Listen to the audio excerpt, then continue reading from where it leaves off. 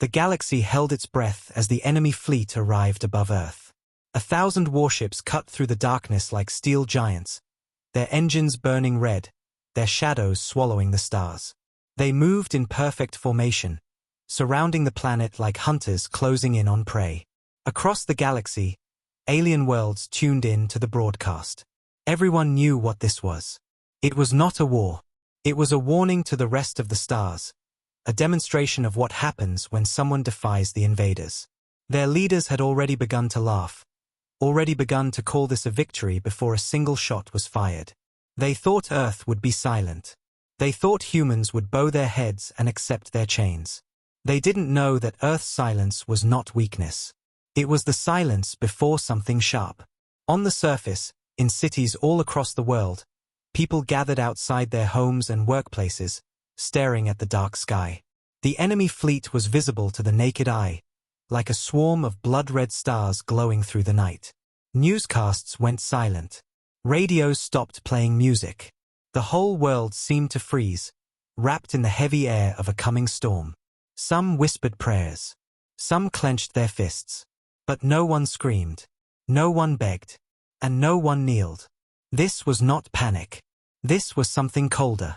Deeper.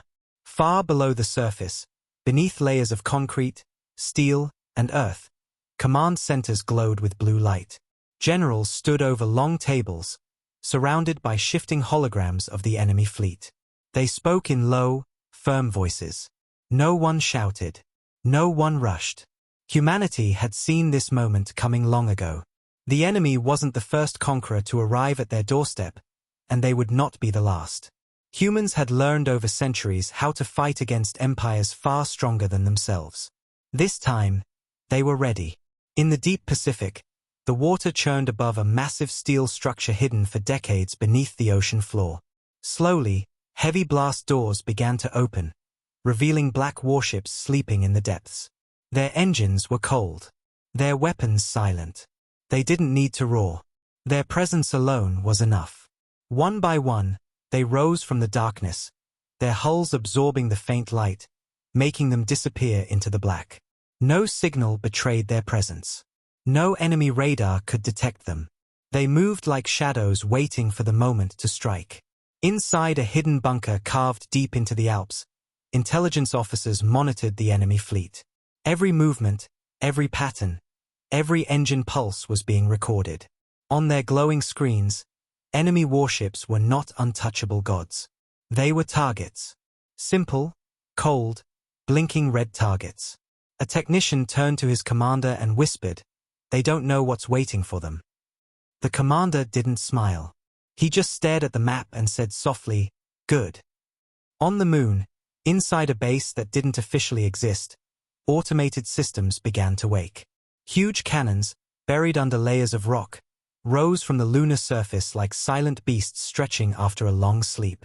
Their barrels rotated, locking onto the positions of the alien ships far above Earth. Dust swirled around them as their targeting systems locked in. Not a single alarm sounded in the enemy fleet. They were too sure of their victory to notice. Back in orbit, the invaders opened their first communication.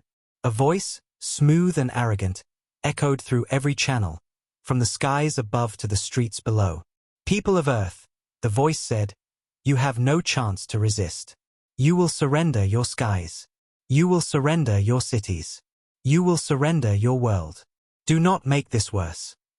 Their words dripped with confidence, as if the outcome had already been written. On their command bridge, alien officers laughed. They saw no ships moving to defend Earth. They saw no fleets rising to meet them. They saw only stillness. But beneath that stillness, humanity was moving. Old codes, hidden deep in secure vaults, were unlocked for the first time in a generation. Forgotten bunkers lit up. Silent submarines, armed with technology the galaxy had never seen, began to rise from the depths. Communication lines that had been dark for years opened in quiet bursts.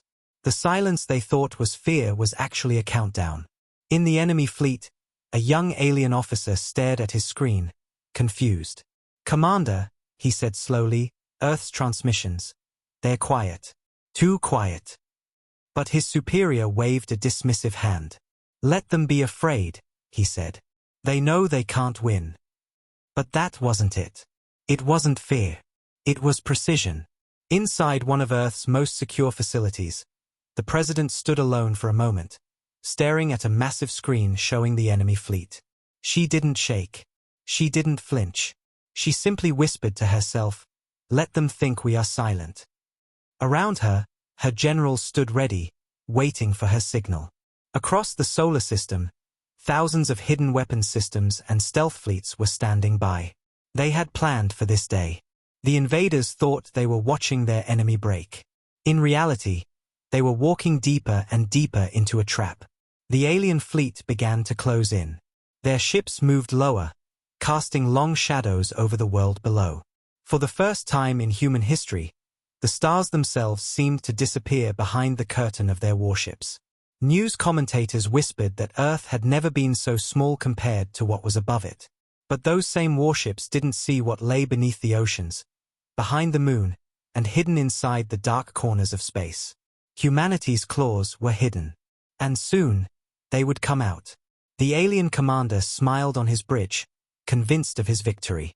His species had conquered dozens of worlds, crushed hundreds of resistance movements, erased entire civilizations with a single command.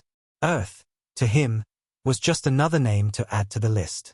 His fleet would make an example of this little blue planet. But there was something he couldn't feel, the growing tension beneath his feet. He didn't know the danger of quiet humans. The people of Earth watched the sky and said nothing. Not because they had accepted defeat, but because they knew. They knew what was coming. The silence that wrapped the planet that night wasn't fear. It was the sound of a storm building behind closed doors, behind steel walls, behind the cold depths of the oceans. The enemy thought Earth would stay silent forever. But silence, on Earth, has always been the moment before the roar. The invasion began not with a roar, but with a quiet, merciless push. The alien fleet spread across the upper orbit like a black tide, blotting out the stars and the sun. They moved with mechanical precision, confident that no one on Earth could stop them. To the rest of the galaxy watching, it already looked like a victory. They had seen this play out many times before.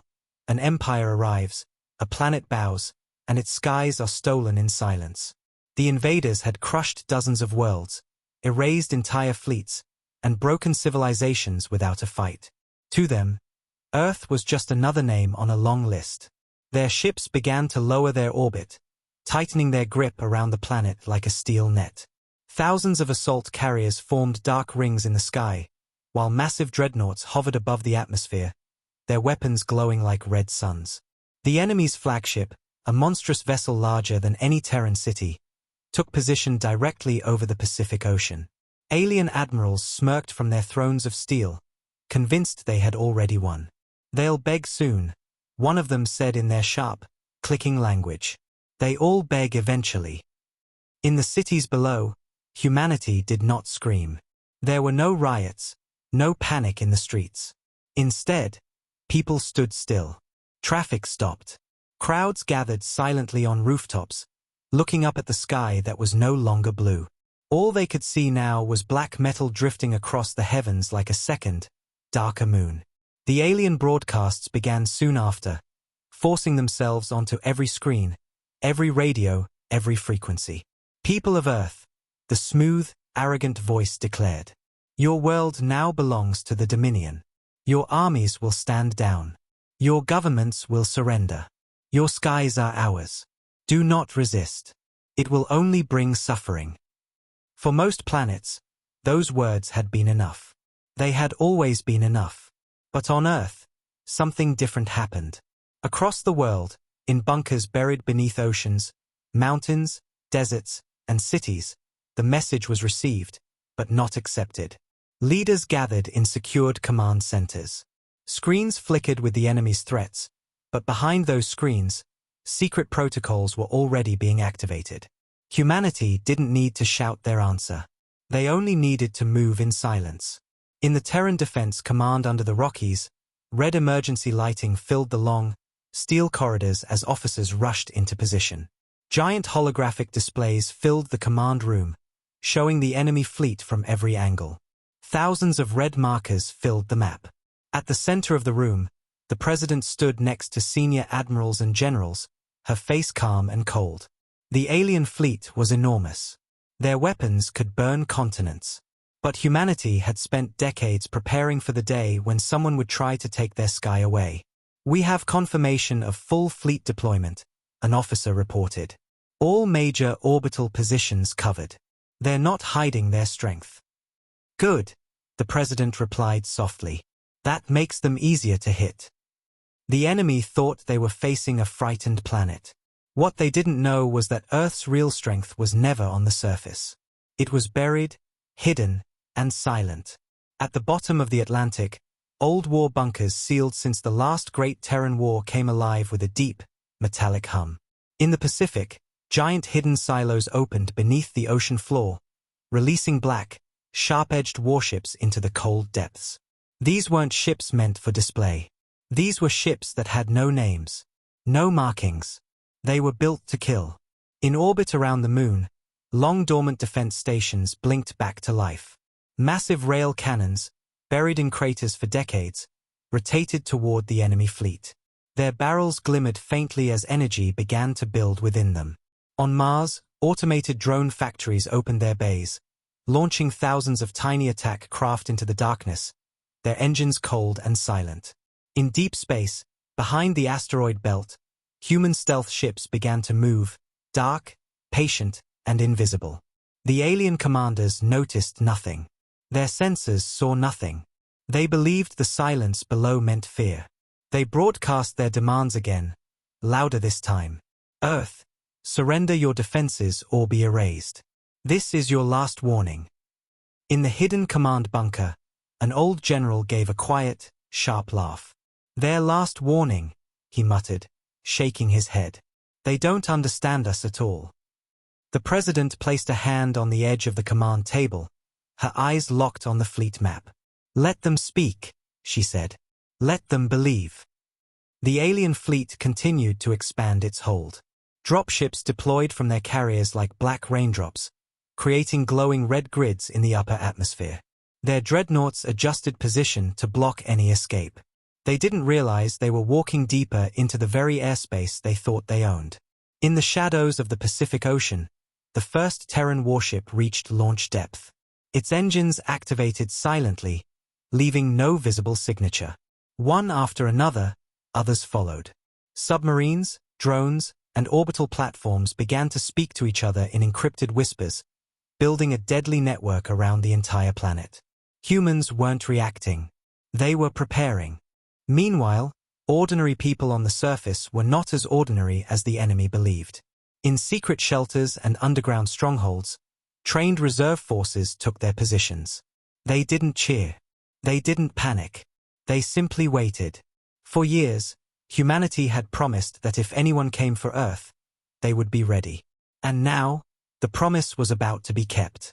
One of the alien admirals turned toward his sensor crew, frowning. "Why are their frequencies so quiet?" he demanded.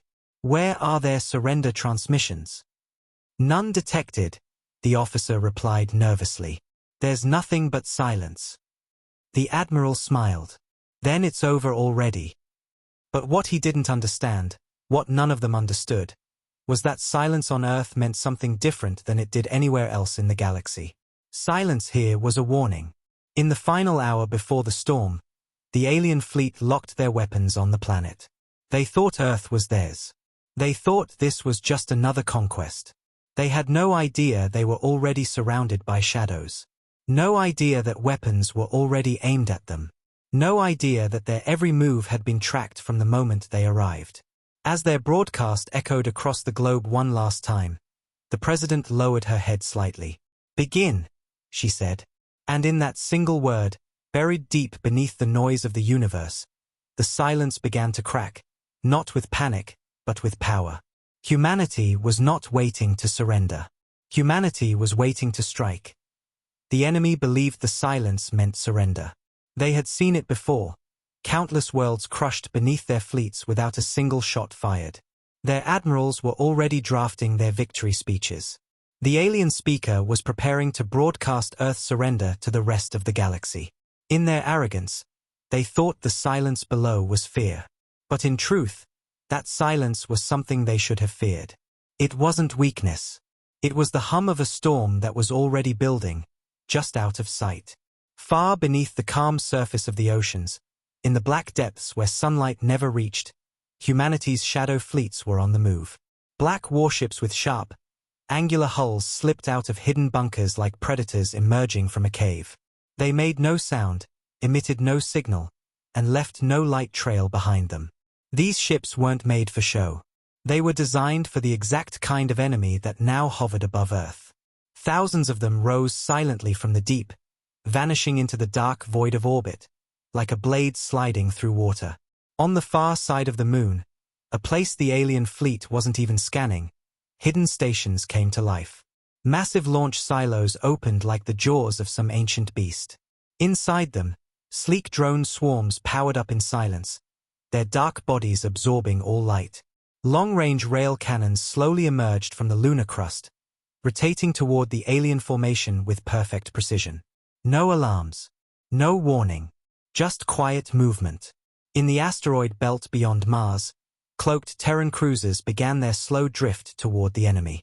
They had been waiting there for weeks, long before the fleet had even arrived. Earth's intelligence networks had predicted their invasion down to the day. Humanity had prepared not for days, but for decades. The alien fleet didn't realize it, but from the moment they entered the solar system, they were already being watched, marked, and surrounded.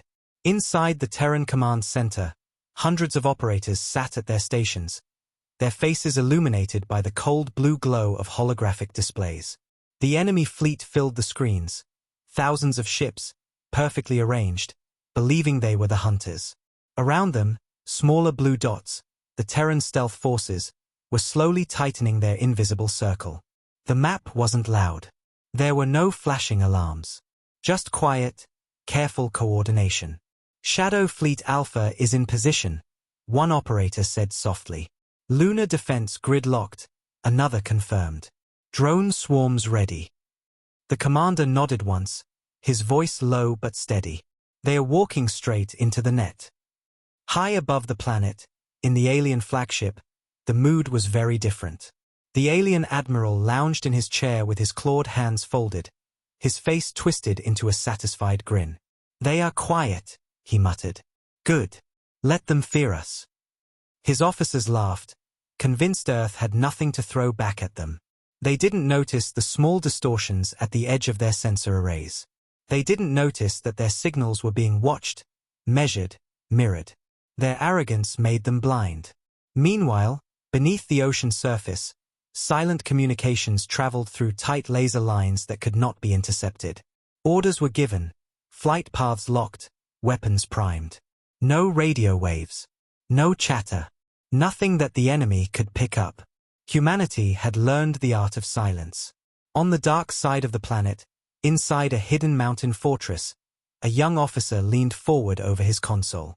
The alien fleet was so confident, so open, it was almost insulting. "They think we're broken," he whispered. The old general standing behind him didn't smile. "Let them keep thinking that. It'll hurt more when they realize the truth." In orbit, the alien fleet continued their advance, pushing lower and lower, eager to deploy ground forces. They believed they would march through human cities like they had done on other worlds. Their drop pods were ready. Their weapons were armed. Their confidence was absolute. But every meter they moved closer brought them deeper into a carefully prepared battlefield they didn't even know existed. On the lunar surface, a soft light flashed on the control board of an automated defense system. It wasn't an alarm. It was a trigger. One after another, dormant satellite weapons activated, their targeting systems aligning with alien ship signatures. They locked on silently, each one calculating trajectories with surgical precision. In deep space, Terran cruisers powered up their silent engines and began closing in. Their hulls reflected nothing. Their signatures were buried under natural cosmic noise. To the alien fleet, space still looked empty. But in truth, they were surrounded. The alien admiral didn't know it yet, but he was sitting in the middle of a kill zone. His fleet's confidence was built on a lie they didn't realize they were telling themselves, that humanity was just another weak, frightened world. On Earth, the president stood in the command room, staring at the map of the enemy fleet. Around her, the voices of her officers filled the air like whispers. Every part of the plan was in motion. Every piece of the board was set. She took a slow breath, not out of fear, but out of the cold understanding of what was about to happen. "They still think the sky belongs to them," she said quietly. "But they're wrong. It's ours." Up above, the enemy ships finally began to lower into their attack positions. Massive landing platforms began to open beneath their dreadnoughts, and rows of armored landing craft prepared for deployment. On the broadcast channels, the alien speaker's voice echoed again, "People of Earth, this is your final moment. Do not resist. There is no escape." In that moment, their arrogance reached its peak. And beneath them, Earth's war machine reached its sharpest point. "Shadow Fleet Bravo in position," came the final report. Drone swarms synchronized. Lunar artillery ready. Ground-based defense grid locked. The president's eyes hardened. Then it begins. When they look down, let them see who really owns the sky. On the alien flagship, a faint signal flickered at the edge of their sensors. A technician frowned. "Admiral," he said slowly, "we're detecting something. A distortion field. It's everywhere." The Admiral waved him off. "Static. Their systems are failing already." But as he spoke, the distortion grew stronger. High above the clouds, hidden Terran fleets began to slide out of the shadows. Black hulls shimmered faintly against the starlight as engines came alive. Drones drifted into position, creating an invisible wall around the enemy formation. Rail cannons locked. Missiles armed. No one on the enemy ships even realized what was happening. The silence of Earth had not been surrender. It had been the sound of something much worse for the invaders: preparation. In the quiet black between stars, the storm waited for a single word to be unleashed. And when it came, the galaxy would finally understand. Earth had never been silent. It had been sharpening its blade. The alien fleet hung above Earth like a wall of fire. Their dreadnoughts formed a perfect ring, their landing craft ready to descend, their weapons aimed at every corner of the blue planet below. On every broadcast channel across the galaxy, the speaker of the invaders declared their victory. "Earth will not scream," he said proudly. "Earth will not fight. It will simply be erased." Entire star systems watched the live feed as if the end was already written. Empires whispered. Some laughed. Some pitied humanity. The silence from Earth made them believe it was already over. But that was exactly what Earth wanted them to think. In the alien flagship's bridge, Admiral Vraith leaned back in his seat, claws tapping against the steel armrest. His officers reported no signs of resistance. "Their skies are quiet," one said. "Their defenses are weak," said another. "Their communication networks have gone dark," a third added. Vraith grinned wide. To him, silence meant submission. He didn't know that beneath that silence, Earth's weapons were pointed at him like 1,000 invisible knives. Beneath the surface of the Pacific Ocean, in a bunker so deep it was colder than space, the Terran High Command gave the order they had waited decades to give. It was a single word. Begin. The first sign the aliens received that something was wrong was subtle. A small distortion flickered on their radar. At first, they thought it was static. Then another flicker. Then a third. A technician frowned, trying to adjust the settings. "Admiral," he said nervously, "we're getting strange readings at the edge of the fleet. Sector 19. Vraith waved it off, still grinning. "Probably their old satellites dying. Let them rot." But the flickers didn't stop. They multiplied. And then, all at once, the distortions disappeared. In their place came movement. From behind the dark side of the moon, Terran warships emerged like a rising tide. Black hulls slid silently into formation, their engines whispering against the cold. They made no dramatic entrance. They simply appeared, as if they had always been there, waiting.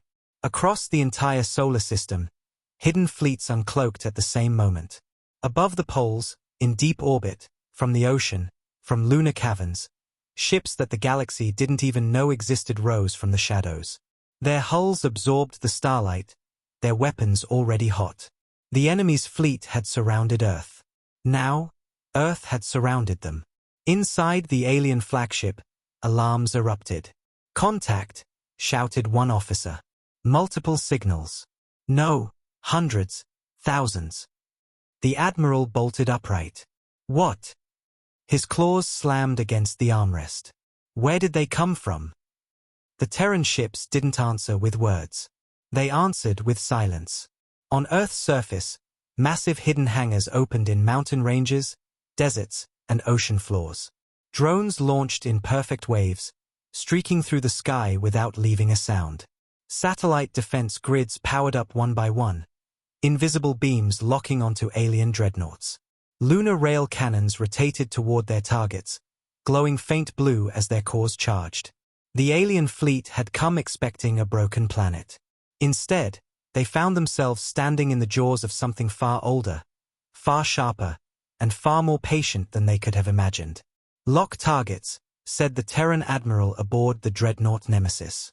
His voice was steady, calm, like someone pulling the trigger on a plan that had been waiting in the dark for years.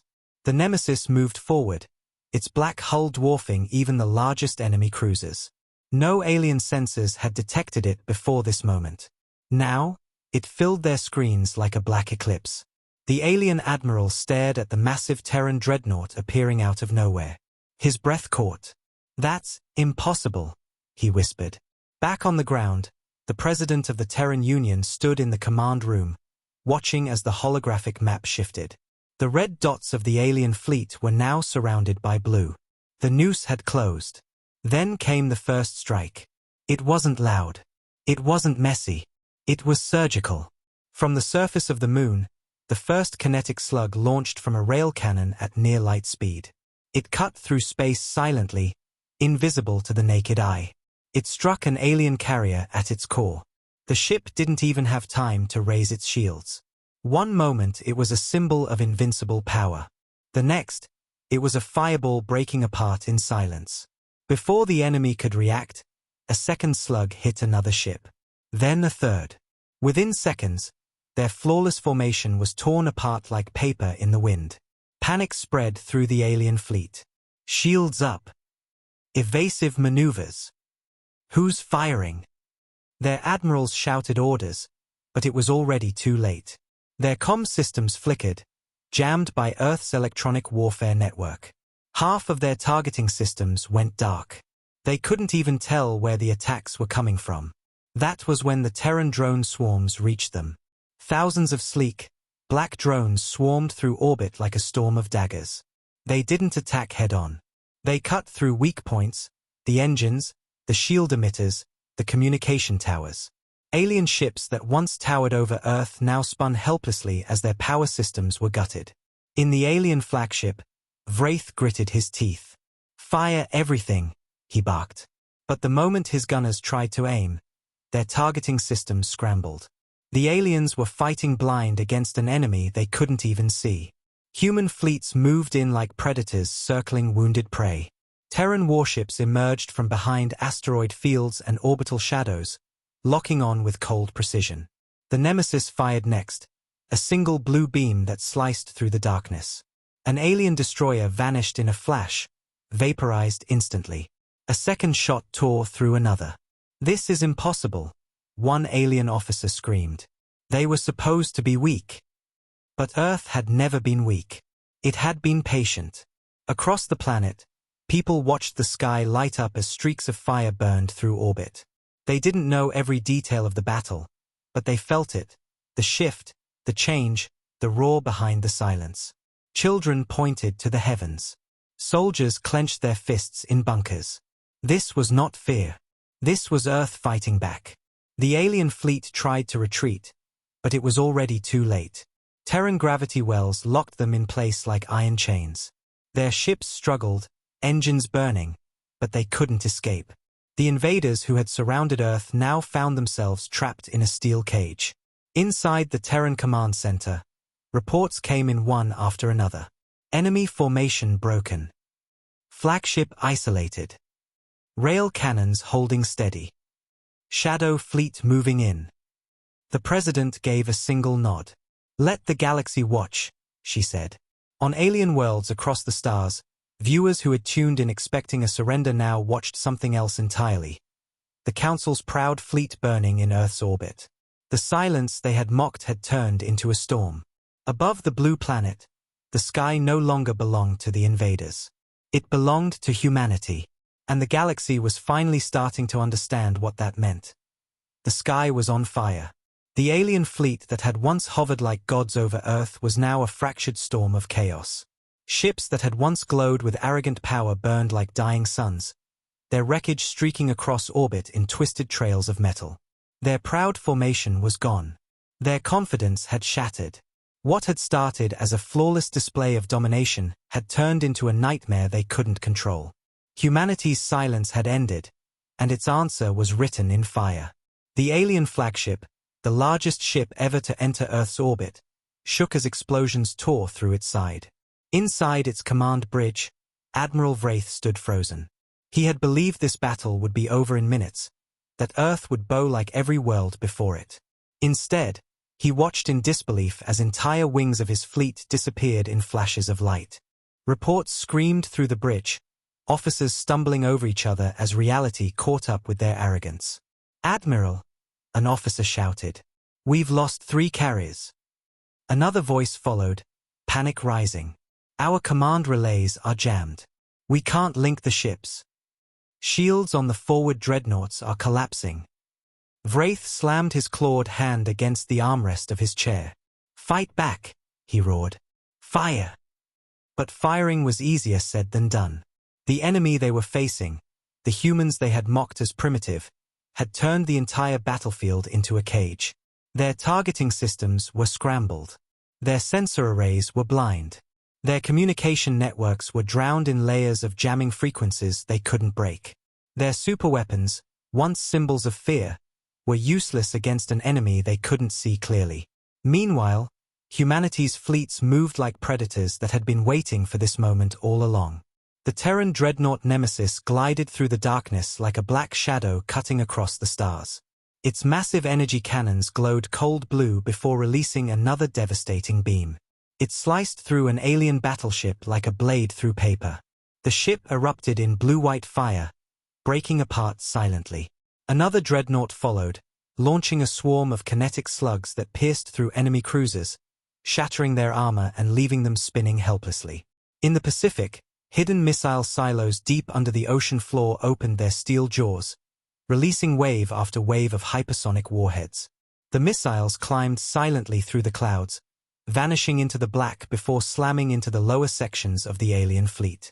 Ships that had once seemed untouchable were torn open like tin cans. The enemy tried to counter with orbital shields, but Earth's timing was precise. The shields collapsed before they even finished charging. In orbit, the drone swarms moved like a storm. Thousands of black, needle-shaped machines swirled around enemy vessels, cutting through their engines and shield emitters with surgical precision. They didn't need to fight head-on. They just crippled everything.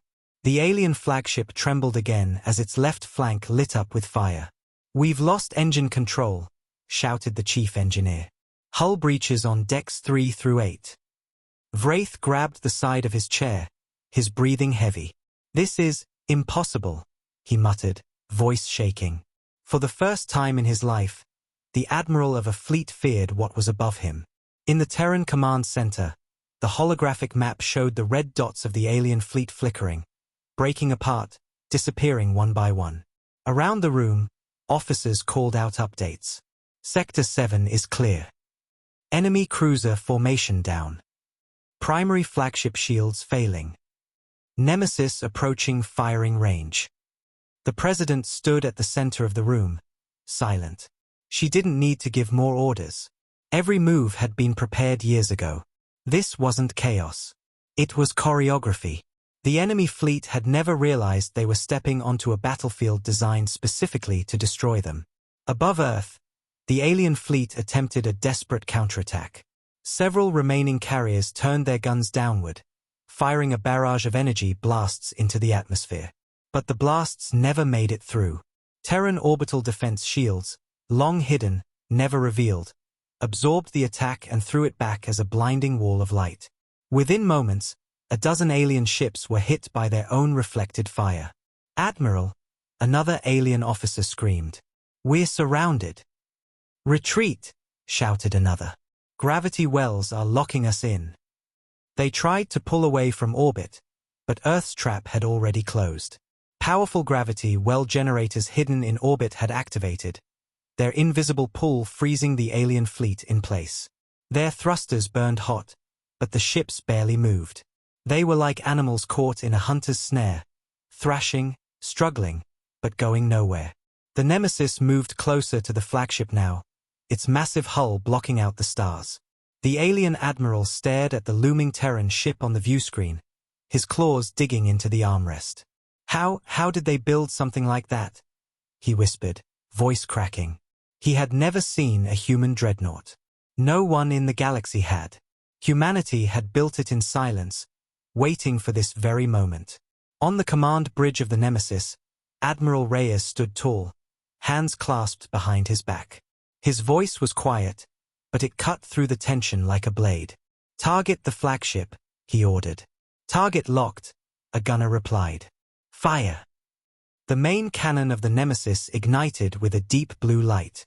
The beam tore across the void, striking the alien flagship at its core. The impact was instantaneous. The shields cracked, the hull splintered, and the ship buckled like it had been struck by a god. A second shot followed, and the enemy flagship erupted in a wave of fire so bright it turned night into day. The explosion sent shockwaves through the remaining fleet. Panic spread like wildfire. Some alien ships tried to flee in blind terror, crashing into each other in their desperation. Others powered down their weapons entirely. Their morale was broken. Their fleet, once the terror of the stars, was nothing but burning wreckage. From Earth's surface, people looked up at the night sky, watching streaks of fire arc across the heavens. It looked like falling stars, but it wasn't a meteor shower. It was the invaders' fleet dying. For years, they had been afraid of the day the galaxy would come for them. Tonight, they realized something else. The sky didn't belong to their enemies. It belonged to them. Inside the alien flagship, alarms blared as flames tore through its decks. Wraith stumbled toward the central console, blood dripping from his temple. His officers screamed. The bridge shook violently. He looked up at the burning heavens outside his viewport, at the Terran dreadnought staring back at him. His lips curled, not in pride but in the grim realization of his defeat. "We thought they were weak," he whispered. "We were wrong." And then the flagship split in two. The command center on Earth erupted with confirmations. Flagship destroyed. Enemy command structure collapsed. Remaining ships retreating, or surrendering. The president didn't smile. She simply lowered her head and said softly, "Let them go. The galaxy is watching." In that single moment, the balance of power in the galaxy shifted. The council that had mocked humanity now saw their ultimate weapon burn. Empires that had dismissed Earth as weak now trembled. A single world had shattered a fleet that no one dared to fight. And above the quiet Earth, the sky no longer belonged to the invaders. It belonged to humanity. Forever the war was over. But the silence that followed was not the silence of fear anymore. It was the silence of a storm that had already passed, leaving only wreckage behind. The stars above Earth no longer glittered clean and distant. They were littered with the smoking remains of a once proud alien fleet. Their warships, which had arrived like gods, now floated like broken bones scattered across the dark. Some burned faintly, others drifted without power, their hulls twisted and lifeless. The sky, which the invaders had once claimed, now belonged to Earth again. And the galaxy had watched every second of it. Inside the Terran command center, the red enemy markers on the holographic map were almost gone. Where once there had been thousands of hostile signatures surrounding Earth, now there were only a few flickering signals. Crippled, shattered ships with no command, no coordination, no hope. Officers stood in silence, their screens reflecting the remains of a war everyone thought was impossible to win. The president walked slowly toward the center console, hands behind her back, eyes steady. She wasn't smiling. There was no joy in this moment, only weight. This battle would be remembered, not as a celebration, but as a turning point. Final count, she asked quietly. 17 ships still drifting, one officer replied. No engines. No weapons. No shields. They can't fight. Flagship. Gone, came the firm answer. Completely destroyed. No survivors detected. She nodded once. The invaders had come to crush Earth. They had believed no one would fight back. And now their fleet was nothing but ash in the void. Outside the command center, the world was awake. Across continents, people stepped out of bunkers, shelters, and underground stations, looking up at the night sky. For the first time, they saw the faint streaks of burning alien ships falling into the atmosphere. Some gasped. Some cried. Some just stood there, silent and still, realizing they had survived the unthinkable. Children pointed at the fiery trails as if they were stars. Elders whispered prayers. And soldiers everywhere stood with their heads high, not in arrogance, but in quiet pride. High above the atmosphere, Terran ships moved in steady formation.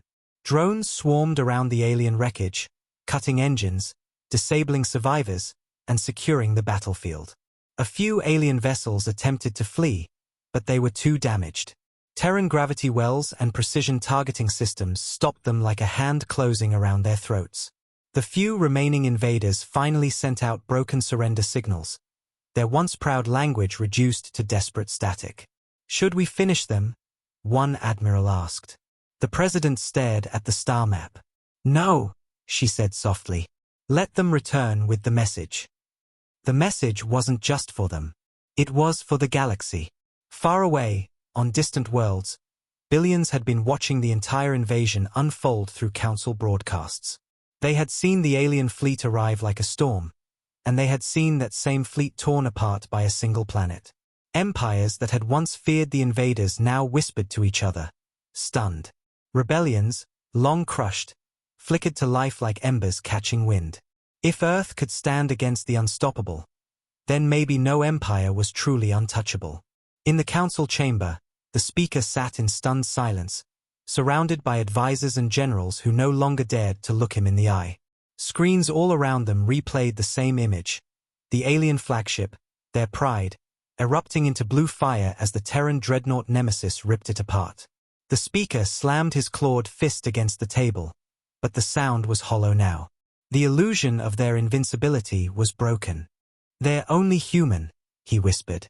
But even he didn't believe those words anymore. On Earth, in the command bunker, the president leaned forward slightly. Open a wideband transmission, she ordered.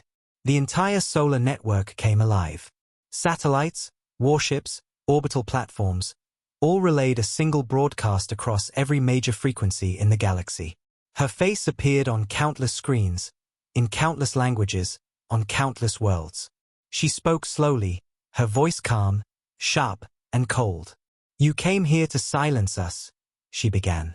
You came to take our sky, to make Earth another name on your list of broken worlds. You believed that we would kneel, that we would weep quietly as you burned everything we built. She paused for a moment. The entire galaxy listened. But humanity does not kneel, she continued. We do not break. We do not grieve silently. And if anyone dares to take what is ours, we do not whisper. We roar. The final word echoed across every listening station. Alien worlds went silent. Terran soldiers clenched their fists. Survivors on Earth lifted their heads to the sky. She leaned forward slightly. The sky belongs to us. Remember that. The transmission cut off, but the echo of her words spread like a shockwave. In the galaxy's distant corners, people whispered her sentence again and again. The sky belongs to us. In orbit, the Nemesis drifted slowly through the wreckage like a black star. Its hull still glimmered faintly from the energy it had unleashed. Every alien commander who had once underestimated Earth now had a new name burned into their minds. The ship that erased their flagship, the symbol of humanity's strength. For the first time in centuries, the galaxy's most feared fleet was no more. Drones continued clearing the battlefield. Engineers on orbital platforms mapped out the alien wrecks, tagging everything valuable for study. Earth would not just win this war, it would learn from it. Humanity had always adapted fast, and now, with enemy technology in their hands, the next wave of their power would be born. Down on Earth, sirens stopped ringing. Screens switched from red alerts to quiet, steady blue. The tension that had held the entire planet for days began to ease. People hugged each other in the streets. Some cried without knowing why. Others stood in silence, looking up at the sky they had reclaimed. In the alien fleet's final surviving ships, broken officers huddled in their damaged bridges. They had marched to Earth believing it would be a quick victory. Now, they were the survivors of a massacre, sent crawling home to deliver a single message. Earth was not weak. Earth was a storm. And the storm had teeth. The Speaker of the Council would soon receive their fragmented reports. Empires would watch the recording of their defeat over and over, trying to understand how it had happened. They would search for flaws, excuses, and lies to cover their shame. But none of it would matter. Everyone had seen the same thing with their own eyes. Humanity had stood alone, and won. Above the quiet world, the black warships of Earth formed a shield around the blue planet. Their engines burned softly, steady and calm. It wasn't the noise of war anymore. It was the sound of ownership. The invaders had come believing Earth would grieve silently. But Earth had answered with fire. And now, the sky belonged to humanity. Forever.